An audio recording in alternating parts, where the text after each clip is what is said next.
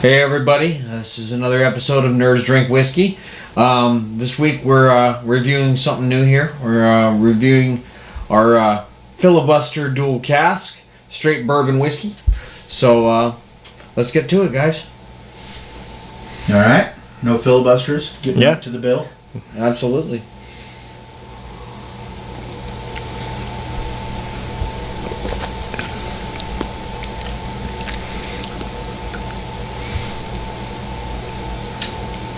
Yeah. Basically, there was a little bit of a spoiler alert on this one. We read 75. It says right clearly what their mash bill is, which I mean, we kind of guessed what it was going to taste like before it hit our lips. 75% corn, 21% rye, and 4% barley. Anybody who's drank any amount of whiskeys knows exactly how that's going to taste. It was aged less than 4 years. From that, you can pretty much know what it's going to taste like. It was very sweet. Yeah, no surprises here. No surprises at all when you spell out the mash bill. Just a tiny little bit of spice. I mean, not really even much of a bite. More of just a kind of a spice. Yeah, it's a little spicy. That's the rye coming through, and I didn't notice much of a bite at all myself. No bite. No. It was a little spicy though. Honestly, I didn't mind it though. I thought it was actually pretty good. Yeah. Mm-hmm. I like the spice. That's what's going to happen when you have 75% corn and 21% rye. Is really sweet, sweet taste. Some spice. Only 4% barley. Finish. It's got kind of a short finish, but I kind of liked it. Usually when it's that sweet, I kind of like to have a little bit more of a bite, but not bad at all. Are you picking up anything from what it said, charred oak barrels? Yeah, it said, it's dual casks, so that means it started out in American oak casks, and they finish it in the wine seasoned French oak barrels. I don't know. Do you guys notice any difference on that? Do you taste that at all, Jeff? You're the one that picks up on that kind of stuff. I mean, yeah, there are some floral notes. Whether or not that is from the white wine barrel or not, who knows? I'm guessing that it tastes different if they just left it in the first barrel the whole time. But yeah, as to what that actual flavor, without a compare and contrast, I'm okay with it. It seems really dark colored for being less than 4 years old. It does, and I'm kind of wondering what that. It's a little dark for being less than 4 years. And I can't even guess what that would be from. So hopefully not from artificial colors. Yeah, that better not be from artificial colors, because that would be really sad. But, that would be sad. But I don't know. What was the price on this one? It was about $35. 30, yeah. So okay, so not bad for that price. Yeah. I do love the fact that they just spell out their mash bill and everything. The back of the label just Yeah, if we had every bottle tell us, you could much more easily go to the store and find one you knew you were gonna like. Yeah. It'd be, and the thing is like, I think a lot of distilleries are afraid to give that information because a lot of people will buy it. They will buy it to find out if they like it. But I think that you'd have more people buying whiskey if there wasn't such a mystery to it. Right. When you go to this restaurant and you look at the menu, if all it gave you was the name of the dish and didn't tell you what was in it. Yeah. Same idea. Yeah. Okay, you're giving me a hamburger. What are you putting on the hamburger? Yeah. Right. What kind of meat is that on the hamburger? Yeah. What fixings do I get? Yeah. So I say Filibuster gets major kudos for their being so informative and communicating with their audience. The taste is pretty good. I'm actually surprised at how mellow it is for it being at 90 proof as well. 90 proof? Yeah, it's 45. Oh, okay. 45%, so that's a 90 proof. 90, yeah. So for 90, but that's the 75% corn, I think. Yeah. Mm-hmm. Yeah, having that much corn, it's a fairly sweet, it's a bourbon. Now, I'd say this would be kind of more of a. I'd say the price is a little bit high, but not much. I mean, I don't know how big the distillery is, so a lot of the smaller distilleries will price their stuff a little bit higher because they don't have the same volume. Now the note on that is that actually came from an online store. Okay. Yeah. So this is purchased online. Came from Joyzy. And Joyzy. yeah. So, but yeah, it's. I'd say it's definitely worth trying. I love and I think we should support a distillery that was so informative and so communicative. Absolutely. Yeah. So that's good. I'd say Filibuster gets a thumbs up for me. Yep. Yeah. Thumbs up. Works for me. Thumbs up all Yep. along. Okay. So now I think we're gonna in a bit we're gonna talk about how Alan Tudyk from Firefly is currently feeling a little powerless, especially when it's on NBC. Yep. But first, I think we should start talking about a major important date for Nerds Drink Whiskey. Yeah, we've got some big stuff coming up. Absolutely. We have our first big event. As you guys know, you may have noticed we don't film, or at least don't film as much at Pints and Quarts Lacey. Mainly, it kind of created there were some production issues that we had, some communication issues, control issues. Just we love the guys at Pints and Quarts Lacey. They have amazing food. Their staff is wonderful, but there was something that I envisioned that they just couldn't do, or I couldn't figure out how to do it there. So we are going to be at McCoy's Tavern in Olympia because they have a nice stage. They have the best stage I know of in as far as bars in Olympia. So we got 3 great bands. We're honored to have them as part of the show. We got Clinton from. We got Clinton opening up. Good old Dogger Side. Dogger Side, and he's gonna be the first band up. And we got Inside the Gates, who are kind of half from Tacoma, half from Olympia, but they got really great old traditional style metal.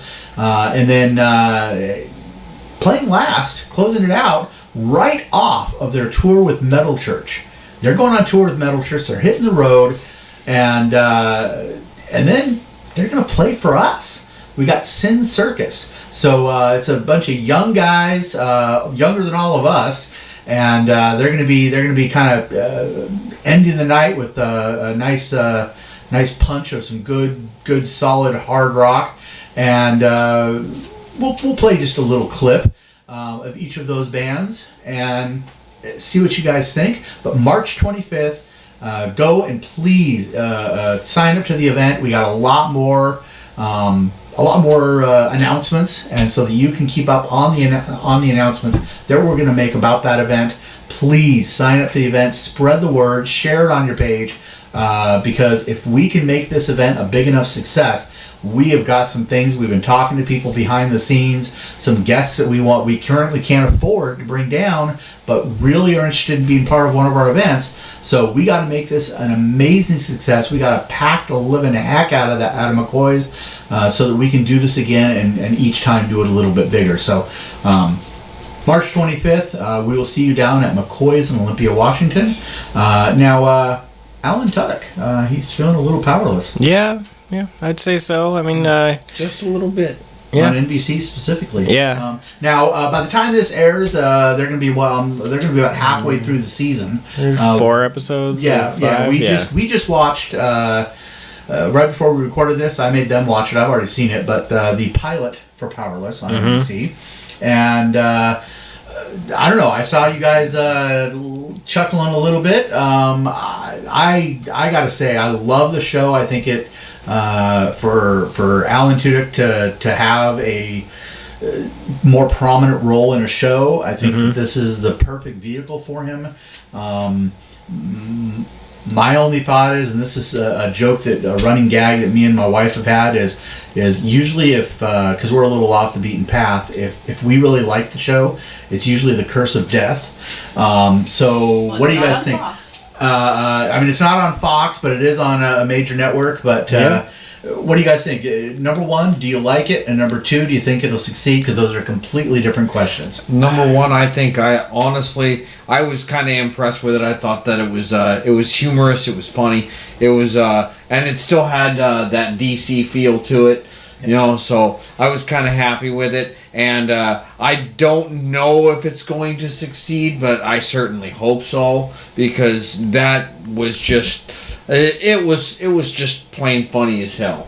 Yeah. It really was. So I really hope that they keep on going with this one. Yeah, it was good. It's a nice mashup between sitcom and superhero. Yes.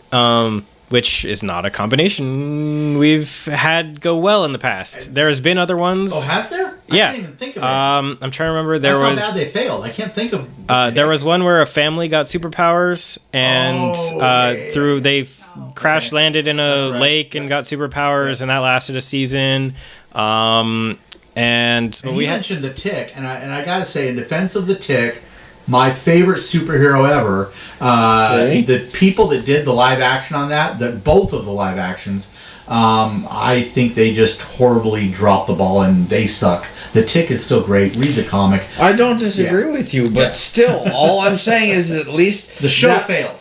All I'm saying, I agree that the show failed. My whole thing was at least there was the live action series to where they even took the time to even attempt it. Yes. Mm-hmm. So that was that showed that was a popular enough medium to actually attempt it. And all the cartoons, the kids' cartoons, the cartoon they made for kids, but it ended up clicking with college kids. The cartoon, The Tick, is on YouTube. It's all of them are on there. Check them out. But, we love The Tick. Yeah, I love that. Is Tick. worth it. For as far as Powerless goes, I'm slightly optimistic. It does have a lot. It has actors that have done well on similar type shows. It's got someone from Community, which is a very similar humor style as Powerless, and so it could work. But it's also a very crowded field in terms of funny sitcoms. Yeah. Now, do you think that Supergirl got moved over? Mm-hmm. Do you think that this is DC? Do you think that if this ends up with it does well, but the ratings are a little low, do you think it can move over to CW as well? That could happen. Speculate whatever's possible, but CW doesn't really do sitcoms. And CW doesn't really do sitcoms, and that's a great point. But it's like, I think that would be because more they do so great with all the other DC stuff. Yeah. They do a phenomenal job with the DC stuff. I think that would be the one open door they could use. If they could start tying into the other DC universe shows on there, get some crossovers, they could exist on there, and it might complement your ensemble with the rest of the shows on there, and you can get your serious DC and your funny DC. Absolutely. Grimm's on NBC, and how many seasons have they given Grimm? And we didn't think it was going to last. Grimm, we did not think. I mean, that's the one thing we didn't think. That it was a police procedural, so that kept it going, even though it had all the other stuff. I think Lucifer is another one that we really love, that we thought was going to fail because we loved it. Lucifer's great, and so there. I think that because television is getting so fragmented with Netflix, Hulu, Amazon Prime, and now I think even Comic-Con has their own channel. With which Alan Tudyk's the other show, Con Man. Which I don't know if you guys have seen it. I haven't yet. I keep meaning to. But it's on. It's on this weird. It's on this weird pay-per-view thing so far, and sometimes you when you're like, okay, I really have the time and the money. I think I'm going to pay to see it, and then you can't find it. So, so it's Con Man if you can find it. But I think because of the fragmentation of television, I think doors are starting to open, and things that normally wouldn't have been possible are now possible. So we hope for the best for Powerless. We like it. We recommend it. Yeah, absolutely. So, Nerds Drink Whiskey, we're giving a thumbs up to Powerless with starring Alan Tudyk, and I don't know, what shows do you think other nerds should watch. Talk about it in the comments, and we'll see you next week for another Nerds Drink Whiskey.